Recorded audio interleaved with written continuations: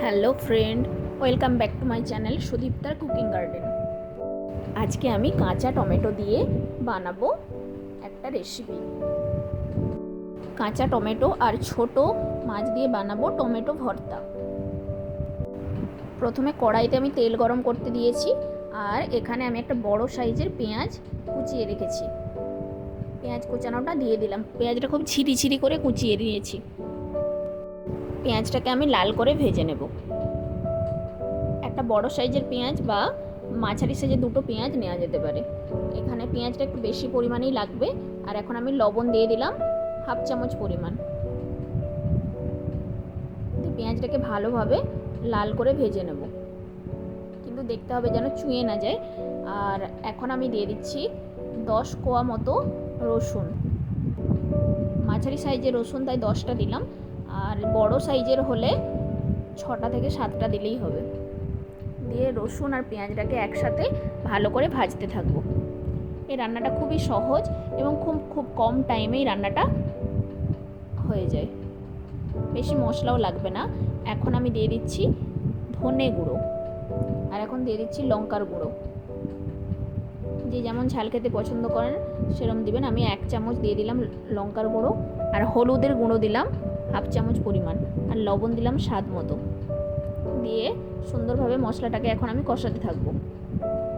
আমি একটা কাঁচা লঙ্কা দিয়েছি। চাইলে কাঁচা লঙ্কা দিয়েও পুরো রান্নাটা করতে পারেন, আর লাল লঙ্কা নাও দিতে পারেন, আর চাইলে আবার পুরোটাই শুকনো লঙ্কার গুঁড়ো দিয়েও করা যেতে পারে। এখন আমি কাঁচা টমেটোটা ঝিরি করে কেটে রেখেছিলাম, একদম পাতলা সরু সরু করে কেটেছি। এটাকে এখন কড়ার ওপরে দিয়ে দিলাম। খুব কম সময়ে রান্নাটা হয়ে যাবে, আর খেতে তো অসাধারণ একটা অন্যরকম রেসিপি। টমেটোটাকে খুব আস্তে আস্তে এইভাবে ভালোভাবে কষাতে থাকবো। দুপুরবেলায় কাঁচা টমেটোর ভর্তা রেসিপিটা পেলে তো সব খাবার স্বাদটাই বদলে যাবে। টমেটোটাকে খুব সুন্দরভাবে আমি কষাতে থাকবো।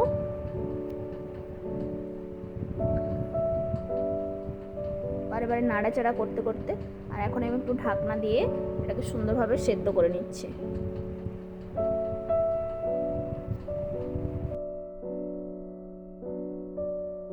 সমস্ত মশলার সাথে টমেটোটা একদম কষানো হয়ে গেছে, জলটা একদম শুকিয়ে এসেছে।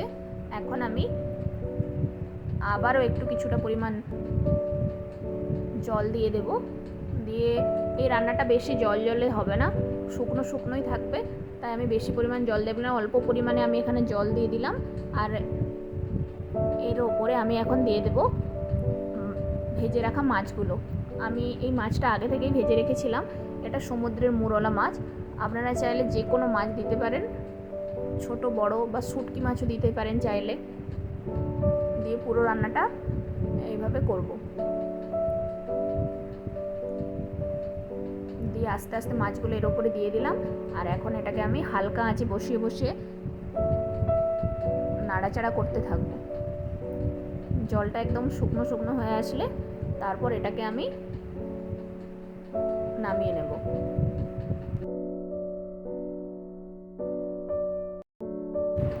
রান্নাটা আমার একদম হয়ে এসেছে, জলটা প্রায় শুকিয়ে এসেছে। এটা শুকনোই হবে। তো আমার রান্নাটা একদম রেডি হয়ে গেছে। এটাকে আমি এখন সার্ভ করে দেব।